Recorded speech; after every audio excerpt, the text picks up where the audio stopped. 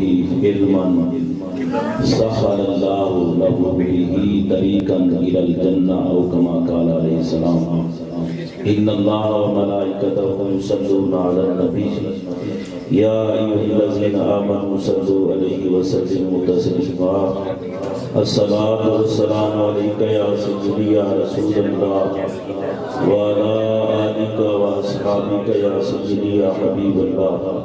جن حضرات کو درود و سلام پڑھنا آتا ہے تو میرے ساتھ پڑھ لیں. الصلاة والسلام علیک یا سیدی یا رسول اللہ وعلی آلک واصحابک یا سیدی یا رحمت للعالمین. اللہ تعالیٰ کی حمد و ثنا نبی اکرم نور مجسم رحمت دو عالم آمنہ کے لال نبیوں کے سردار حبیب کبریا امام الانبیاء بے قصوں کے قص بے بسوں کے بس بے سہاروں کے سہارا بے چاروں کے چارہ غریبوں کے حامی یتیموں کے والی شفیع المذنبین رحمت للعالمین تاجدار ارب و وجم فخر آدم بنی آدم احمد مجتبی جناب محمد مصطفیٰ صلی اللہ علیہ وسلم کی بارگاہ اقدس میں درود و سلام کا نذرانہ پیش کرنے کے بعد انتہائی عزتوں کے لائق واجب الاحترام بہت ہی مشہور و معروف شخصیت میری مراد عالم نبی آل نبی اولاد علی پیر طریقت رہبر شریعت حضور قبلہ پیر سید علی رضا شاہ صاحب فضل بنی سرکار گیلانی انتہائی عزتوں کے لائق واجب الاحترام حضور قبلہ پیر طریقت صوفی بصفا جناب محمد یونس نقشبندی صاحب انتہائی واجب الاحترام عزتوں کے لائق صاحبزادہ والا شان جناب عزت مآب پیر سید علی المرتضیٰ زیدہ عزتہ و شرفہ انتہائی واجب الاحترام عزتوں کے لائق صوفی فلسفہ جناب محمد عنایت علی قادری صاحب انتہائی واجب الاحترام عزتوں کے لائق میرے ساتھ تشریف فرما جناب چودھری رانا شاہد صاحب انتہائی واجب الاحترام میزبان محفل جن کی بڑی کاوش اور محنت ہے جناب عزت مآب حضرت علامہ مولانا قاری مظہر حسین بلالی صاحب دیگر شرکائے تقریب مقدس السلام علیکم ورحمۃ اللہ وبرکاتہ اور اس جامعہ کے مدرس انتہائی واجب الاحترام زینت القریٰ جناب قاری محمد صدیق نقشبندی صاحب حضرات محترم بڑی خوش قسمتی ہے ہم سب کے لیے کہ ہم آج اس آقا کے ذکر خیر کی محفل میں آئے ہیں کہ جس مصطفیٰ نے دنیا میں بھی بچا رکھا ہے قبر اور حشر میں بھی بچائیں گے. جن کا یہ نظریہ ہو جن کو سمجھ آ رہی ہو وہ بندہ محمد سبحان اللہ. بالکل بلا تاخیر میں اپنی گفتگو کا آغاز کر چکا ہوں. آپ خوش قسمت ہیں کہ اللہ نے ہمیں اس نبی کا ذکر کرنے کے لیے چنا ہے کہ جس ذات پر 24 گھنٹوں میں سے کوئی لمحہ ایسا نہیں ہے کہ اللہ کے فرشتے درود نہ پڑھتے. اللہ نے ہم پر اتنا کرم کیا ہے کہ خالق کائنات نے ہماری ڈپٹی ایسی لگائی ہے کہ جو ڈپٹی بندے کو نہ دنیا میں اترنے دیتی ہے نہ قبر میں اترنے دیتی ہے نہ حشر میں اترنے دیتی ہے. پیار سے کہنے سبحان اللہ. ارے ہم اس نبی کا ذکر خیر کر رہے ہیں. میرے آقا کی ذات گرامی وہ ذات ہے 24 گھنٹوں میں کوئی ایسا لمحہ نہیں ہے کہ جس لمحے میں میرے نبی کی بارگاہ میں اللہ کے ملائکہ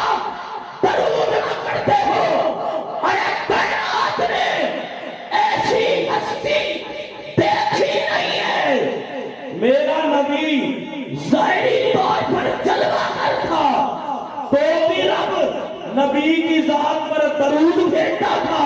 میرا نبی گنبد خضرا میں ہے، اللہ بھی درود بھیجتا ہے، اللہ کے ملائکہ بھی درود بھیجتے ہیں. پیار سے کہہ لیں سبحان اللہ، اور محبت سے کہیے سبحان اللہ. اور میں یہ بات ذمہ داری سے کہنے لگا ہوں، آپ کسی کو جانتے ہیں یا نہیں جانتے، میں جانتا ہوں یا نہیں جانتا، میرا نبی سب کو جانتا ہے. میرے آقا سب کو جانتے ہیں، سرکار کی سب. میرے آقا ہر بندے کی نیت کو جانتے ہیں، میرے آقا ہر بندے کی سوچ کو جانتے ہیں، میرے آقا ہر بندے کی فطرت کو جانتے ہیں. میرے آقا جانتے ہیں فلاں بندہ گھر سے نکل کے میرے ذکر کی محفل میں آیا، فلاں بندہ مسجد سے نکل کے میرے ذکر کی محفل میں آیا، فلاں بندہ دفتر سے اٹھ کے میرے ذکر کی محفل میں آیا. یاد رکھنا میرا نبی آنے والوں کو بھی جانتا ہے، جانے والوں کو بھی جانتا ہے.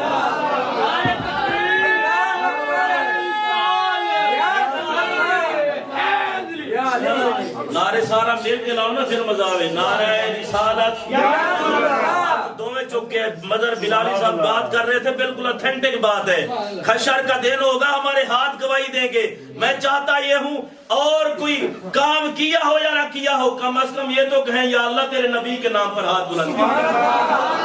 اب جواب دیں.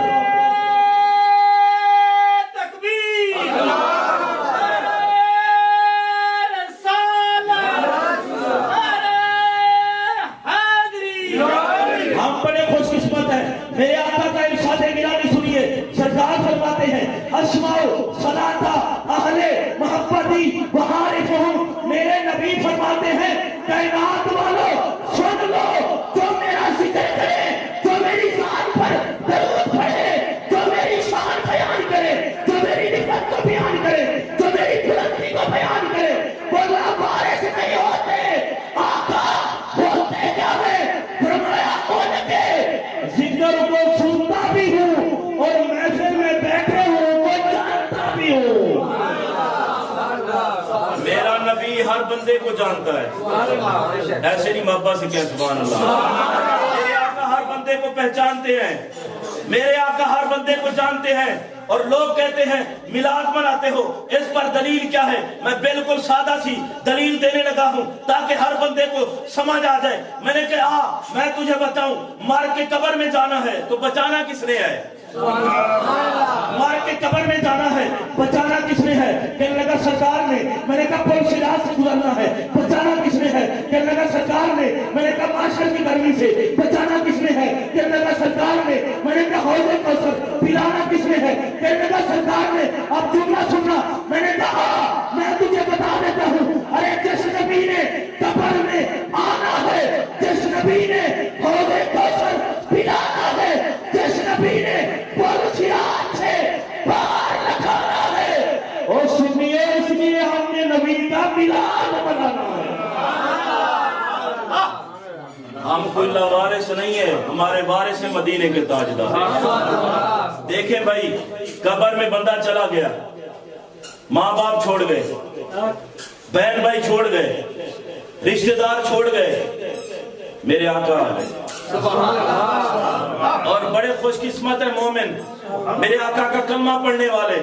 بڑے خوش قسمت ہے رسول اللہ علیہ السلام کے غلام. سنیے بڑی توجہ سے، جب بندہ مومن مرتا ہے اس کی روح فرشتے قبض کرتے ہیں. قبض کر کے روح جاتی ہے پہلے آسمان کی طرف. پہلے آسمان کے فرشتے کہتے ہیں مرحبا، خوش ہو جاؤ مومن کی روح آ گئی. مرحبا سے کہیں سبحان اللہ. مرے تو کلمہ طیبہ نصیب ہو. مومن کی روح پہلے آسمان پر جاتی ہے، فرشتے کہتے ہیں مرحبا. دوسرے آسمان پر جاتی ہے، فرشتے کہتے ہیں مرحبا. تیسرے آسمان پر جاتی ہے، فرشتے کہتے ہیں مرحبا. چوتھے آسمان پر جاتی ہے، فرشتے کہتے ہیں مرحبا. پانچویں آسمان پر جاتی ہے، فرشتے کہتے ہیں مرحبا. چھٹے آسمان پر جاتی ہے، فرشتے کہتے ہیں مرحبا. کسی کو امام مرحبا کہے، بڑا بندہ مرحبا کہے، لوگ اس کی عظمت کو سلام کرتے ہیں. مومن کی روح کو دیکھیں، اللہ کے پاک فرشتے مرحبا کہہ رہے ہیں. چھٹے آسمان پر جاتی ہے تو فرشتے کہتے ہیں مرحبا خوش آمدید. ساتویں آسمان پر جاتی ہے، فرشتے کہتے ہیں خوش آمدید. مجید جب عرش کی طرف جاتی ہے رب کی طرف سے یہ اعلان ہوتا ہے اے بندہ مومن کی روح قبر میں لوٹ جا میرا محمد تیرا انتظار کر رہا ہے.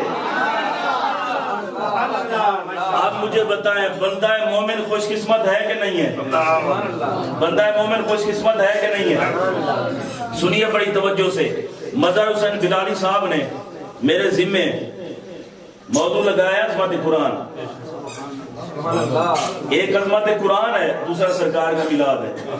میں نے دونوں آیتیں اسی مناسبت سے پڑھ لی ہیں. اللہ قرآن میں فرماتا ہے اِنَّا نَحْنُ نَزَّلْنَا الذِّكْرَ وَإِنَّا لَهُ لَحَافِظُونَ.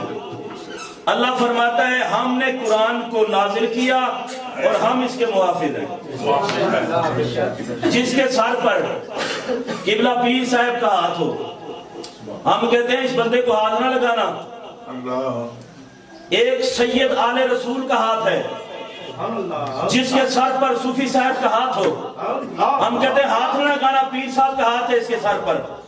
جس کے سر پر رانا صاحب کا ہاتھ ہو ہم کہتے ہیں اسے ہاتھ نہ لگانا بہت بڑے بندے کا اس پر ہاتھ ہے. بھائی قرآن کو عام کتاب نہ سمجھنا. قرآن کی حفاظت کرنے والا خود خالق کائنات ہے.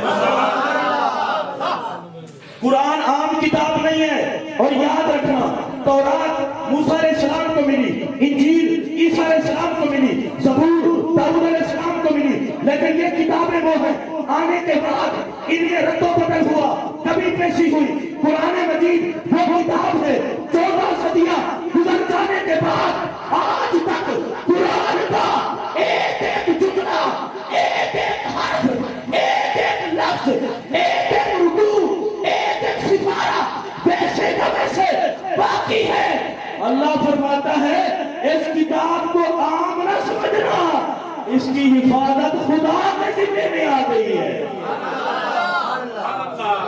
جس کتاب کی حفاظت اللہ کے ذمے میں ہو اس کتاب میں کوئی گڑبڑ کر سکتا نہیں.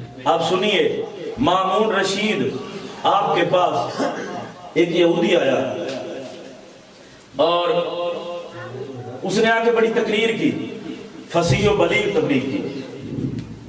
تو مامون رشید نے کہا میں تمہیں دعوت اسلام دیتا ہوں, اسلام قبول کر لو. اس نے کہا میں اسلام قبول ابھی نہیں کر سکتا, میں پکا یہودی ہوں. وہ چلا گیا. 1 سال قبلہ گزرنے کے بعد وہ بندہ واپس آیا تو مسلمان ہو گیا. اب حضرت مامون رشید نے پوچھا یار میں نے تمہیں اسلام کی دعوت دی تھی تو نے قبول نہیں کیا, اب تو مسلمان ہو کے لوٹا ہے. اس نے کہا حضور میں جب یہاں سے گیا میں نے تورات کے 3 نسخے لیے, ان میں اپنی طرف سے رد و بدل کمی پیشی کی اور میں چلا گیا یہودیوں کے پاس. میں نے کہا میرے پاس یہ تورات کے نسخے ہیں مجھ سے خرید لیں. ان نے چپ کر کے خرید لیے. میں نے انجیل کے 3 نسخے لیے, ان میں رد و بدل کیا, کم و بیشی کی. میں چلا گیا عیسائیوں کے پاس, میں نے کہا یہ نسخے ہیں میرے پاس لے لیں. انہوں نے بھی خرید لیے. قرآن کے 3 نسخے لیے, اس میں رد و بدل کیا. جب میں مسلمانوں کے پاس پہنچا انہوں نے کہا یہ تو قرآن ہی نہیں ہے. سبحان اللہ. وہ یہودی کہنے لگا کہ میں اس وقت سے سمجھ گیا کہ اگر کائنات میں کوئی کتاب محفوظ ہے ہر غلطی سے تو وہ قرآن مجید ہے. میرے آقا علیہ الصلوۃ والسلام کا ارشاد گرامی ہے, سرکار فرماتے ہیں جو دین کے راستے پہ چل پڑا اللہ اس کے لیے جنت کا راستہ آسان کر دیتا ہے. اور حدیث پاک کے الفاظ ہیں, حضور فرماتے ہیں وَالْأَرْضُ تَسْتَغْفِرُ لَهُ. بندہ ادھر گھر سے چلتا ہے دین پڑھنے کے لیے, علم حاصل کرنے کے لیے, قرآن کی تعلیم حاصل کرنے کے لیے. اللہ کی زمین اس بندے کے لیے دعا کرتی ہے یا اللہ اسے معاف فرما دے, یا اللہ اسے گناہوں کو معاف فرما دے, اس کے گناہوں کو معاف فرما دے. میرے آقا کہتے ہیں اللہ فرماتا ہے فرشتوں دیکھ لو یہ میرے محبوب کا دین سیکھنے جا رہا ہے, یہ قرآن کی تعلیم حاصل کرنے جا رہا ہے, یہ حدیث رسول کو پڑھنے جا رہا ہے. فرشتوں گواہ ہو جاؤ اس بندے کو میں نے بخش کے جنتی کر دیا. اب بندہ علم دین حاصل کرنے کے لیے جب نکلتا ہے, آپ نے حدیث کئی بار سنی ہوئی ہے تو اللہ کے فرشتے اس کے پاؤں کے نیچے پر بچھاتے ہیں. کیا کرتے ہیں؟ پر بچھاتے ہیں. میں جو ڈاکٹر صاحب ہوں ان کو بھی سلام کرتا ہوں، انجینئر صاحب ہوں ان کو بھی سلام کرتا ہوں، لیکن کوئی بندہ مجھے یہ حدیث یا کوئی روایت دکھا دے کہ ڈاکٹر صاحب پورا جب اپنی تعلیم پوری کر چکے ہوں ان کے پاؤں کے نیچے فرشتے پر بچھاتے ہوں، انجینئر صاحب کے پاؤں کے نیچے فرشتے پر بچھاتے ہوں، یا بڑے سے بڑا کوئی عہدے پر ہو تو اس کے پاؤں کے نیچے فرشتے پر بچھاتے ہوں. بھائی جتنا مرضی کوئی پڑھ لکھ جائے، میں اس کا انکار نہیں کر رہا، ڈاکٹر صاحب بھی سبحان اللہ، انجینئر صاحب بھی سبحان اللہ، کوئی اور عہدے پر ہو وہ بھی سبحان اللہ، لیکن میں بات یہ کر رہا ہوں جتنا مرضی بندہ پڑھ جائے، بڑے سے بڑا انجینئر بن جائے، ڈاکٹر بن جائے، فرشتے پاؤں کے نیچے پر نہیں بچھاتے. ادھر پہلے دن رسول اللہ کا غلام بن کے محمد عربی کا گلے میں توق ڈال کے محمد عربی کی احادیث کو پڑھنے کے لیے مدرسے میں جاتا ہے، قرآن مجید کو پڑھنے کے لیے مدرسے جاتا ہے. اللہ فرماتا ہے فرشتوں یہ میرے محبوب کا دین پڑھنے کے لیے جا رہا ہے، ایسے تو نہ جائے نا، اس کی ذرا میزبانی کرو، یا اللہ کرنا چاہے. فرمایا اس کے پاؤں کے نیچے پر بچھا دو تاکہ کائنات کو پتہ چل جائے میرا محمد بھی اونچا ہے، محمد کا دین بھی اونچا ہے. حضرت عیسیٰ علیہ السلام کا ایک قبر سے گزر ہوا، آپ نے دیکھا قبر والے کو عذاب ہو رہا ہے،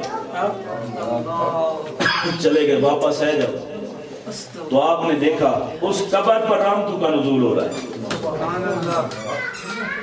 تو رب کی بارگاہ میں عرض کی یا اللہ ابھی تو اسے عذاب ہو رہا تھا.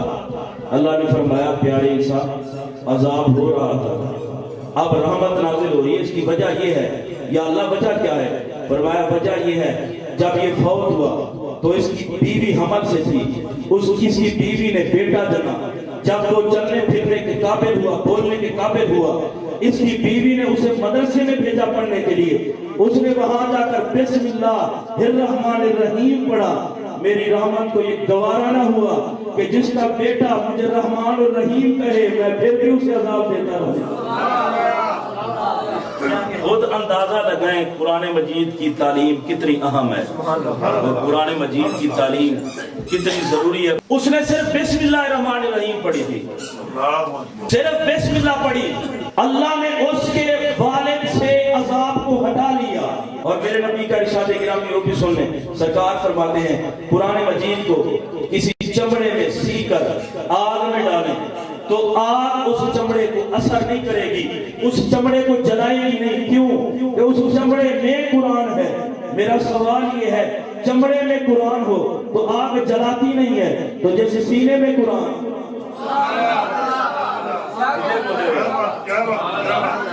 چمڑے میں قرآن ہو تو آگ جلاتی نہیں. اس لیے کہ قرآن مجید کی یہ شان ہے. جس بندے نے پورا کا پورا قرآن حفظ کر لیا ہو اس کی شان کتنی افضل والا ہوگی. اس لیے تو میرے آقا نے کہا تھا حشر کا دن ہوگا حافظ قرآن والدین کو ایسا نورانی تاج پہنایا جائے گا جس کی روشنی سورج سے بھی زیادہ ہوگی. یہ مدرسہ جو ہے یہاں پر قرآن مجید کی تعلیم حاصل کرتے ہیں بچے. قاری صدیق نقشبندی صاحب قرآن مجید کی تعلیم بچوں کو دیتے ہیں اور مدرس ہیں یہاں کے. آپ کوشش کریں، چلیں حفظ نہیں کر سکتا بچہ تو کم از کم اتنی کوشش کریں کہ آپ کا بچہ تھوڑی دیر اپنے قیمتی ٹائم میں سے ٹائم نکال کر اس مدرسے میں آئے، اس مدرسے کو بھی آباد کریں اور رسول اللہ علیہ السلام کی آنکھوں کو بھی ٹھنڈک پہنچائیں. اور جو بندہ اپنے بچے کو مدرسے میں پڑھنے کے لیے بھیجتا ہے یقین کریں فرشتے تو پر بچھاتے ہی ہیں، خدا بھی راضی ہوتا ہے، میرے مصطفیٰ بھی راضی ہوتے ہیں. یہاں پر محفل کرانے کا کوئی اور مقصد نہیں ہوتا. محفل کرانے کا مقصد یہ ہوتا ہے کہ آپ زیادہ سے زیادہ اپنے بچوں کو یہاں پر قرآن مجید کی تعلیم حاصل کرنے کے لیے بھیجیں. اور یہاں پر قرآن مجید کی تعلیم بالکل مفت دی جاتی ہے. آپ کو پتہ ہے آپ سے پیسے نہیں لیے جاتے. آپ سکول میں داخل کرائیں بچے کو 10,000 ایڈمیشن بھرے، اس کے بعد 5,000 فیس بھرے ہر مہینے کی. یہاں پر کوئی ایڈمیشن نہیں ہے، کوئی فیس نہیں ہے. تو فی سبیل اللہ آپ کو دین پڑھایا جا رہا ہے. آپ کوشش کریں، آپ کے محلے میں یہ مدرسہ ہے اور اس گھر پر بھی اللہ کی بڑی رحمتیں نازل ہو.